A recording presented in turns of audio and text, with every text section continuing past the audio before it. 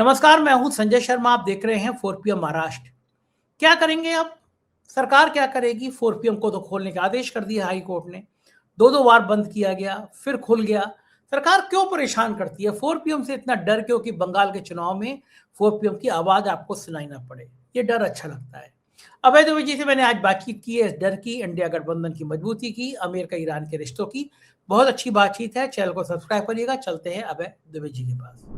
4 PM में आपका बहुत-बहुत स्वागत है अभय दुबे जी। आपका आशीर्वाद, करोड़ों दर्शकों का प्यार, हमारा नेशनल चैनल जो बंद था उसको खोलने का माननीय न्यायमूर्ति दिल्ली हाई कोर्ट ने आदेश कर दिया। आदेश कल तक लोड हो जाना चाहिए और परसों तक नेशनल चैनल खुल जाना चाहिए। लेकिन आदेश कर दिया और माननीय न्यायमूर्ति ने कहा कि इस तरह किसी पूरे चैनल को जिसपे हजारों वीडियो हैं बंद करना उचित नहीं है। वो डिटेल ऑर्डर आ जाएगा तो हम उस ऑर्डर पे भी चर्चा करेंगे। लेकिन मैं आप इतना चिंता कर रहे थे, मुझसे लगातार पूछ रहे थे, मतलब बड़े भाई की तरह आपने मुझे सांत्वना भी दी और कहा कि मैं परेशान ना हूँ। ऐसे मौके पे इस तरह के शब्द बड़ा काम करते हैं और पूरे दुनिया के दर्शक जिस तरह फ़ोन कर रहे थे, मेल कर रहे थे, उन सबका इस शो के माध्यम से आभार कि एक ऑर्डर हो गया। आज शाम तक ऑर्डर लोड हो जाएगा और शायद कल तक यूट्यूब का नेशनल चैनल खुल जाएगा। पहले भी सुप्रीम कोर्ट में आदेश पे खुला, दोबारा हाई कोर्ट के दिल्ली हाई कोर्ट के आदेश पे खुला। तो अभय जी बहुत-बहुत शुक्रिया आपका। उम्मीद है कि सरकार अब आगे कभी बंद नहीं करेगी। बहुत बहुत बधाई संजय जी और मेरी शुभकामनाएं। मैं हमेशा आपके साथ हूं इस लड़ाई में। और सबसे बड़ी बात यह है कि दिल्ली हाई कोर्ट के माननीय न्यायमूर्ति का ये जो आदेश आया है, ये आदेश दरअसल सोशल मीडिया को सेंसर करने के सरकारी प्रयासों के ऊपर एक करारा तमाचा है। इसलिए भी क्योंकि जब जब न्यायमूर्ति ने उनसे पूछा कि भाई आप बताइए क्या चीज आपत्तिजनक है जिसकी वजह से आपने ये आदेश पारित किया और यूट्यूब को भेजा कि इस चैनल को बंद कर दिया जाए, तो इधर उधर की बातें करने के अलावा वो कभी भी कोई संतोषजनक जवाब नहीं दे पाए।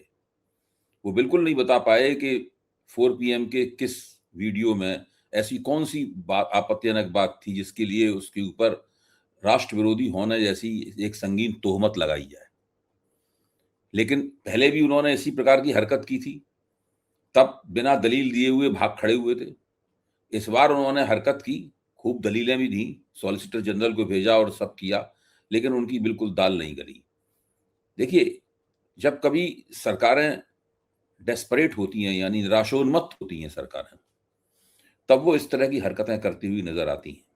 2024 के लोकसभा चुनाव के बाद से ही ये सरकार ऐसे तमाम तरीके ढूंढ रही है, टटोल रही है कि किस तरह सोशल मीडिया को सेंसर किया जाए। मेरा मानना है कि आपके चैनल को 2 बार सेंसर करने का जो प्रयास हुआ, वो एक तरह का मैं पहले भी इस बात को कह चुका हूं, दूसरे शब्दों में इस बार फिर कह रहा हूं कि वो एक तरह का लिटमस टेस्ट था। वो एक तरह से टटोलने की कोशिश थी कि ऐसा करने पर कैसा होता है और ऐसा किया जाए तो कैसे किया जाए।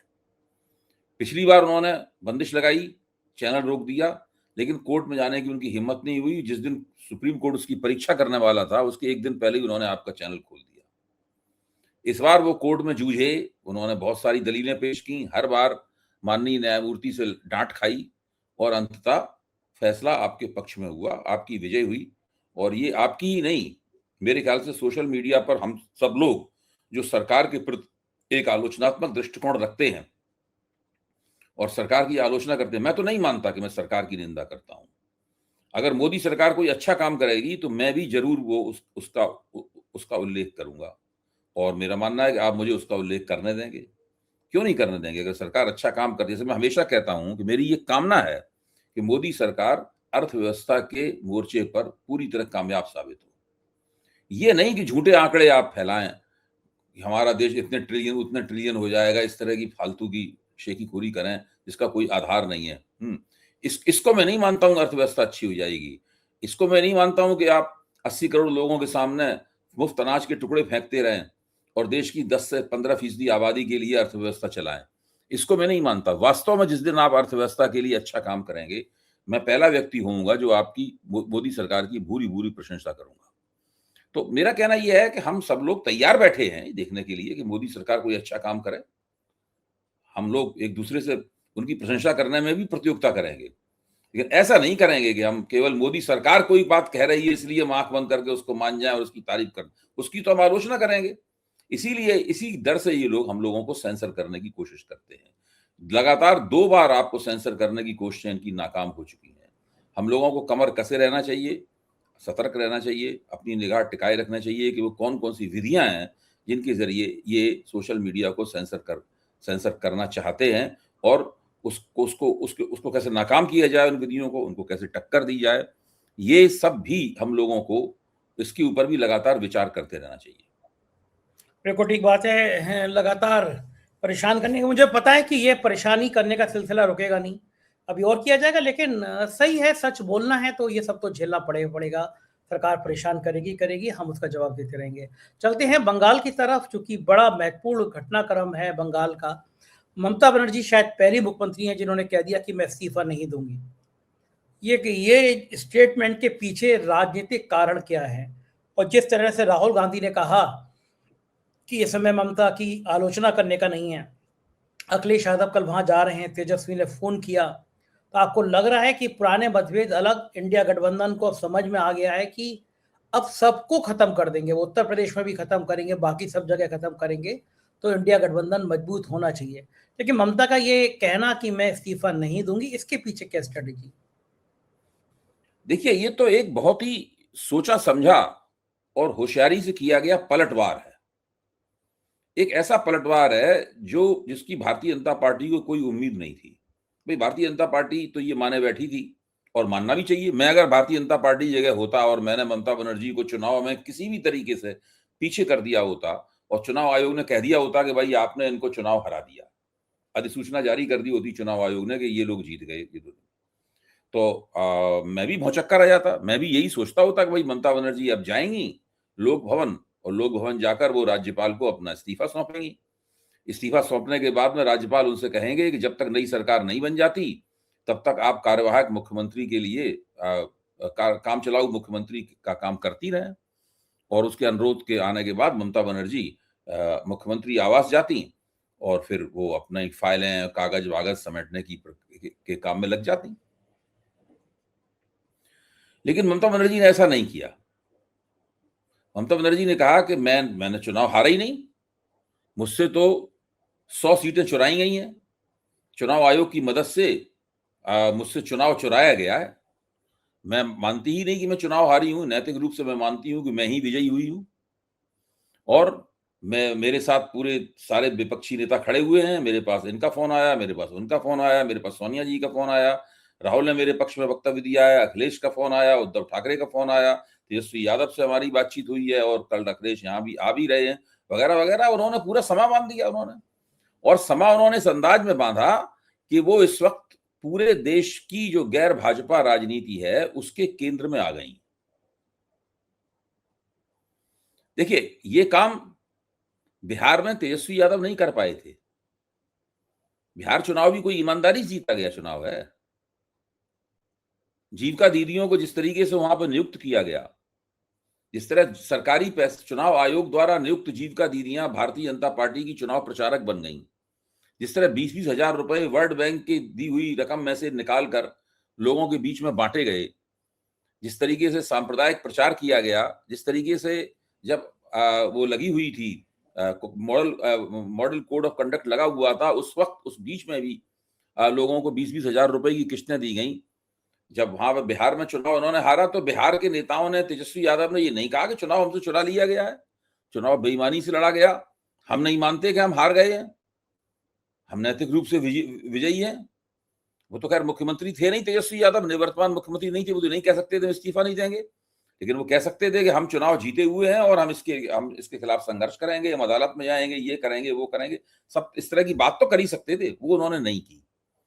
ममता बनर्जी ने इस बात को कहा, और कहते ही इसके अंदर से विपक्ष की उस एकता की संभावनाएं निकली जो एकता तकरीबन तितर बितर हो चुकी थी, बिखर हो चुकी थी। एकता लंबे अरसे से, अगर बिखर नहीं चुकी थी तो लंबे अरसे से कहीं हाशिए पर सुप्त प्राय पड़ी हुई थी। वो एकता इसके अंदर से निकल पड़ी, और सारी विपक्षी पार्टियां भी सक्रिय हो गई। खुद राहुल गांधी ने अपील की कि भाई ममता बनर्जी की अब की हार पर खुशी मनाने की जरूरत नहीं है। ये टुच्चे किस्म की राजनीति मत कीजिए। खुल के आइए ममता बनर्जी के पक्ष में। मैं उनकी बात से सहमत हूं, उनसे 100 सीटें चुराई गई हैं। राहुल गांधी ने क्यों कहा ये? राहुल गांधी ने इसलिए कहा कि जब उन्होंने 3 प्रेस कॉन्फ्रेंसेस की थी एक के बाद एक, उन तीनों प्रेस कॉन्फ्रेंस के बारे में हम लोगों ने खूब वीडियो बनाए थे, खूब बातें की। आपको तो पता ही है, आपके साथ भी वीडियो बनाए थे।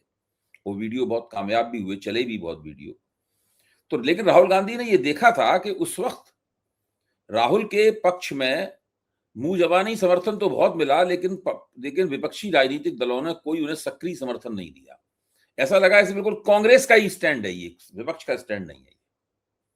लेकिन बिहार की हार के बाद और फिर पश्चिम बंगाल की हार के बाद में सबकी ये समझ में आ गया है कि अब आफत केवल कांग्रेस तक ही सीमित नहीं है। अब आफत केवल तेजस्वी यादव तक सीमित नहीं है। अब आफत केवल ममता बनर्जी तक सीमित नहीं है। अब आफत केवल उद्धव ठाकरे तक सीमित नहीं है। अब आफत केवल हुड्डा साहब तक सीमित नहीं है। आफत सब तक आ चुकी है और हर एक को इस आफत का सामना करना पड़ेगा।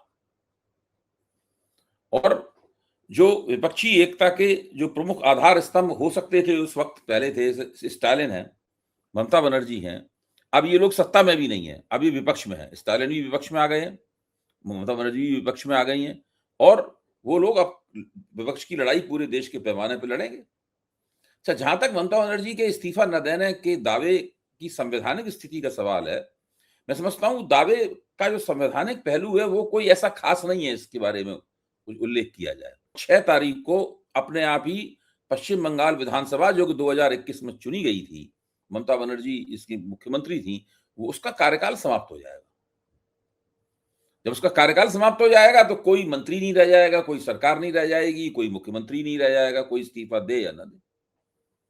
इस बात को पीडी आचार्य साहब ने, जिनको मैं मानता हूं कि ये बीजेपी समर्थक और सरकारी किस्म के संविधान विशेषज्ञ नहीं है, दिल्ली विधानसभा के सेक्रेटरी जनरल रह चुके हैं पीडी आचार्य, मैं अच्छी तरह व्यक्तिगत रूप से उन्हें जानता हूं।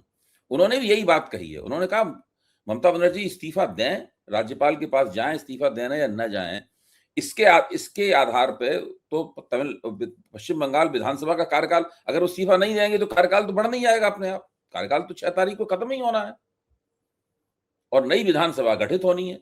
जैसे ही 6 तारीख को कार्यकाल खत्म होगा, वैसे ही जो लोग बहुमत का नंबर लेके, बहुमत की संख्या लेके राज्यपाल के पास जाएंगे, राज्यपाल उन पर विचार करेंगे और नई विधानसभा गठित करने की अधिसूचना जारी की जाएगी। नई विधानसभा गठित होगी तो अगर ममता बनर्जी चुनाव जीत जाती, तब भी यही होता है, उनका 5 तारीख के बाद वो मुख्यमंत्री नहीं रह जाती, मुख्यमंत्री दोबारा तब बनती जबकि मुख्यमंत्री दोबारा शपथ लेती।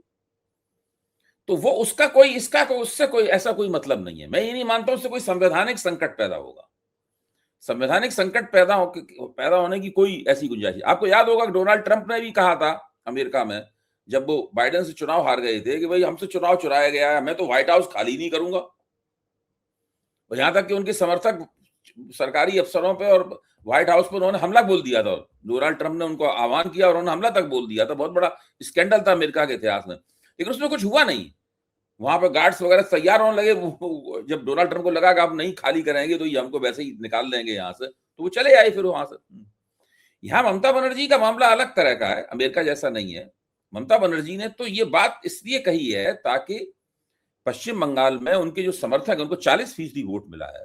80 से ज्यादा उन्हें सीटें प्राप्त हुई हैं। बंगाल की हर सीट पे वो दूसरे नंबर पे है। केवल 4 या 4.5% वोट से ही भारतीय जनता पार्टी आगे है। संख्या में देखा जाए तो केवल 17 लाख वोटों से आगे है और 27,15,000 वोट तो डालने नहीं दिए चुनाव आयोग ने, बिना वैध घोषित किए हुए उनको त्रिशंकु कर दिया। तो ये स्थिति बताती है कि ममता बनर्जी में अभी बहुत दम है।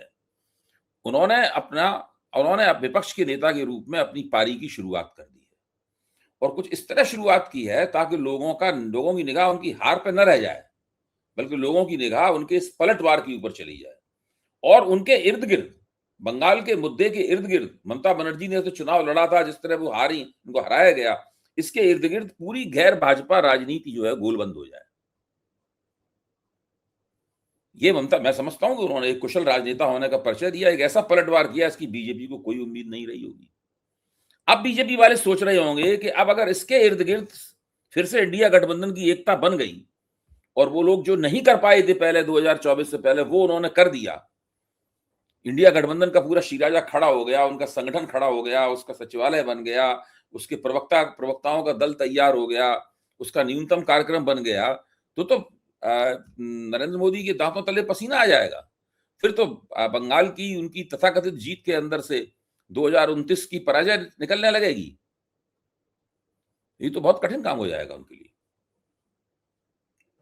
अच्छा, आपको लगता है कि जिस तरह से विपक्ष के सब नेता उनको फोन कर रहे हैं, अखिलेश यादव जा रहे हैं, अब इंडिया गठबंधन एक, जैसा आप कई बार कहते थे कि उसका एक सचिवालय होना चाहिए, उसके प्रवक्ता होना चाहिए, अब क्या वो मूर्त रूप ले पाएगा? इंडिया गठबंधन एक तैयार हो लेना पाएगा? चाहिए, मतलब लेना चाहिए। देखिए, ये सबका स्वार्थ है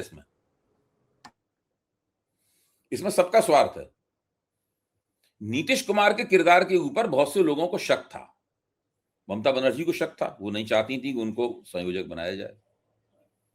नीतीश कुमार के किरदार के ऊपर अरविंद केजरीवाल को भी शक था, वो भी नहीं चाहते थे कि उनको संयोजक बनाया जाए। लालू यादव को भी शक था, वो भी नहीं चाहते थे कि उनको संयोजक बनाया जाए।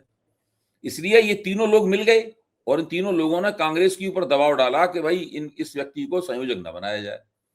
जब नीतीश कुमार को पता चला कि ये तीन लोग हमारे खिलाफ हैं, तो नीतीश कुमार समझ गए कि हमारी दाल नहीं गलेगी और हमको फिर से एनडीए में लौट जाना पड़ेगा। और फिर वो वहां से मीटिंग से सीधे उठे, ललन सिंह और एनडीए की तरफ रवाना हो गए। मैं अभी भी मानता हूं नीतीश कुमार को संयोजक बना देना चाहिए था। नीतीश कुमार को संयोजक बना दिया जाता उस वक्त, तो हो सकता है, मेरा मानना है कि बिहार में जो लोकसभा का चुनाव होता, उस लोकसभा के चुनाव में लालू यादव और नीतीश कुमार मिलकर बीजेपी को धूल चढ़ा देते लोकसभा के चुनाव में, और जो 240 सीटें जो है ना, वो मेरा मानना है घट के 200 या उससे नीचे चली जाती बीजेपी, और अभी विपक्ष में बैठी होती, गठजोड़ सरकार न बना पाती। ये मैं मानता हूं कि ममता बनर्जी, अरविंद केजरीवाल, लालू यादव, इन सब ने मेरा अपना आकलन ये है कि ये गलती की उस वक्त।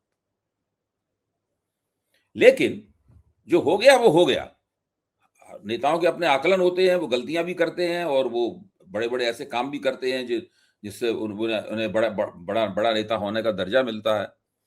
तो पुरानी जो गलतियां हुई उनको अब सुधारने का वक्त आ गया है और एक अलग से संयोजक होना चाहिए इंडिया गठबंधन का, उसका एक सचिवालय होना चाहिए और उसका एक न्यूनतम साझा कार्यक्रम होना चाहिए, ताकि जो कुछ भी विपक्ष की एकता के बारे में चर्चा हो, उसी न्यूनतम साझा कार्यक्रम के तहत चर्चा हो और उसी के तहत हर आपत्ति का, हर आलोचना का जवाब दिया जाए। अच्छा, अगर आपसे पूछा जाए कि इंडिया गठबंधन के संयोजक के रूप में 3 नाम हैं, राहुल गांधी, अखिलेश यादव, ममता बनर्जी, आपके हिसाब से कौन बेहतर संयोजक होगा? मेरे ख्याल से ममता बनर्जी को बना देना चाहिए। राहुल गांधी को बनाने की जरूरत नहीं है। राहुल गांधी मास लीडर टाइप के आदमी है और उनकी छवि जो है ना, इन तीनों में देखिए, राहुल गांधी की छवि राष्ट्रीय छवि है।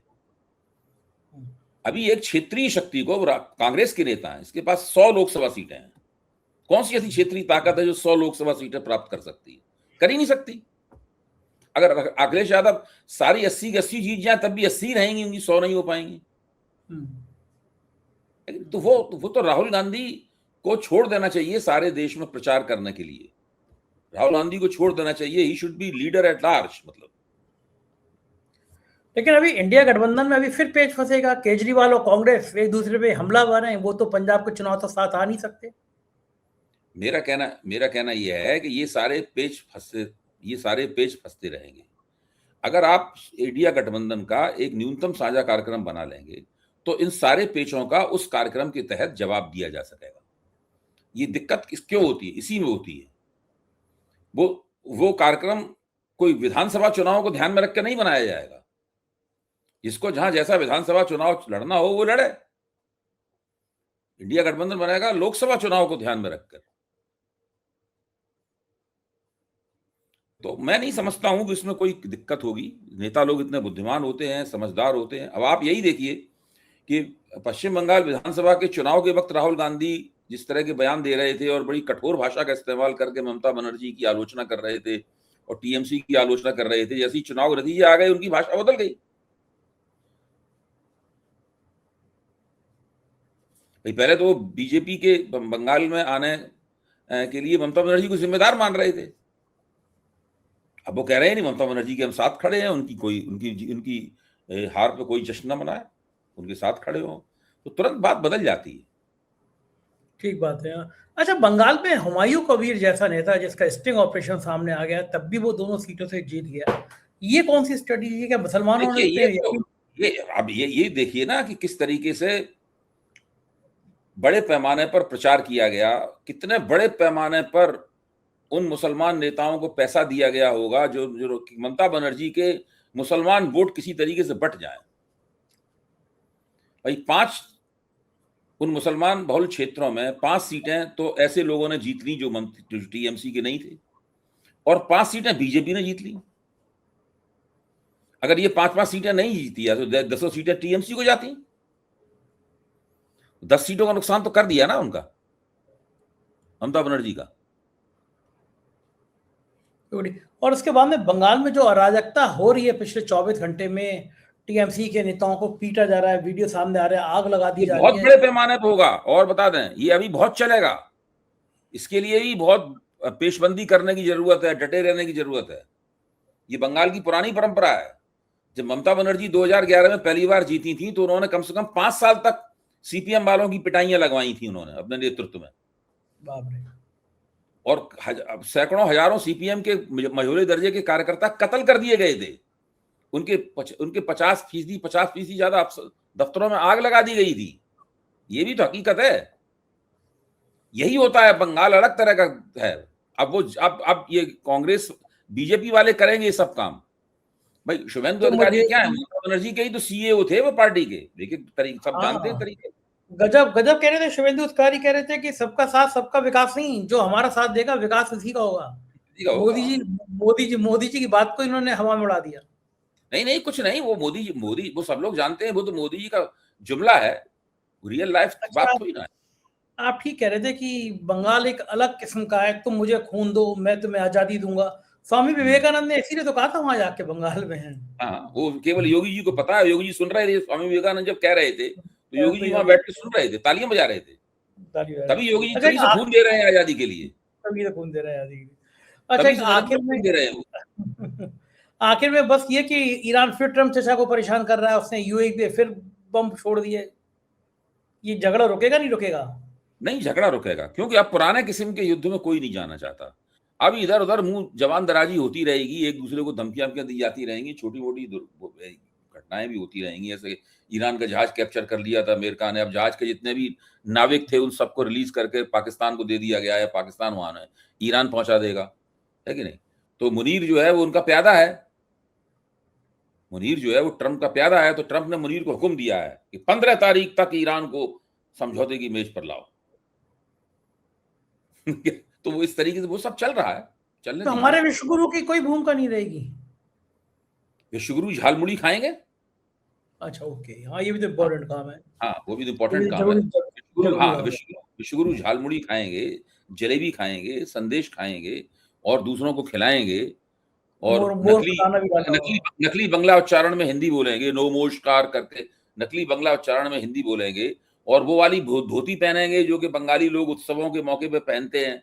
सिल्क की धोती पहनेंगे, सिल्क का वो कुर्ता पहनेंगे जो बंगाली लोग पहनते हैं, उस तरह का वो सब पहन के ही तो आए थे वो वहां पर भाजपा दफ्तर में जश्न मनाने के लिए। वो अपना वो देखिए, वो उनको नरेंद्र मोदी को तब संतोष होता है जब वो थोड़ा बहुत नाटक और ड्रामा ना कर लें, वरना उनको संतोष नहीं होता है। लेकिन और कोई भाजपा का नेता ऐसा नहीं करता। अमित शाह नहीं धोती कुर्ता बदलते, राजनाथ सिंह नहीं धोती कुर्ता बदलते। ये नाटकबाजी केवल नरेंद्र मोदी करते हैं, और ये सब लोग बाद में मुस्कुराते भी होंगे, देखो आज इन्होंने क्या किया। ठीक है, बहुत बहुत शुक्रिया अभय जी, आपसे बात करके मजा आ जाता है। Thank you. ये तो अभय दुबे जी, पूरी बातचीत आपने सुनी, और मुझे लगता है कि अब इंडिया गठबंधन के नेताओं को ये समझ लेना चाहिए कि भारतीय जनता पार्टी जिस तरह चुनाव आयोग का, इनकम टैक्स का, ईडी का, सीबीआई का इस्तेमाल कर रही है, अगर पूरा विपक्ष एकजुट नहीं हुआ तो मुसीबत सबकी आनी है।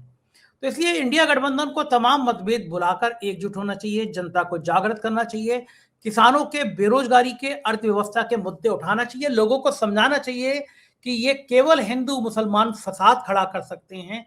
आपके मध्यम वर्ग की कमर तोड़ दी है, किसान परेशान है, बेरोजगार परेशान है। आप समझिए कि चुनाव आयोग किस तरह बेईमानी करके चुनाव जिता रहा है, लोकतंत्र कैसे खत्म हो रहा है। आपकी भी बड़ी भागीदारी है, जिस तरह 4 पीएम को 2-2 बार बंद किया जा रहा है, मतलब ऐसी आवाज़ों को बंद करने की कोशिश है। और मुझे पता है कि आज मेरा कोर्ट से चैनल खुला है, तो कल को ये मेरे को परेशान करने की मेरी और कोई जाँच करेंगे, क्योंकि मैं डरते हैं ये बंगाल का चुनाव में मैं बोलूँ ना, इसलिए पूरा चुनाव चल गया और मेरा चैनल खुल नहीं पाया। कोर्ट में वकील बार-बार डेट पे डेट लेते रहे कि किसी तरह बंगाल का चुनाव निबट जाए, क्योंकि शायद 4 पीएम की आवाज़ इनको बहुत डराती है। और ये मेरे अकेले बस की बात नहीं है, आपका साथ इतना ज़्यादा है, 3 साल से आपने देश में नंबर 1 रखा हमारे चैनल बंद होने तक, तो सरकार को लगता है कि 4 पीएम ऐसा है जिसकी करोड़ों लोग आवाज़ सुनते हैं। ये डर अच्छा लगता है क्योंकि आपका साथ है। शुक्रिया, थैंक यू।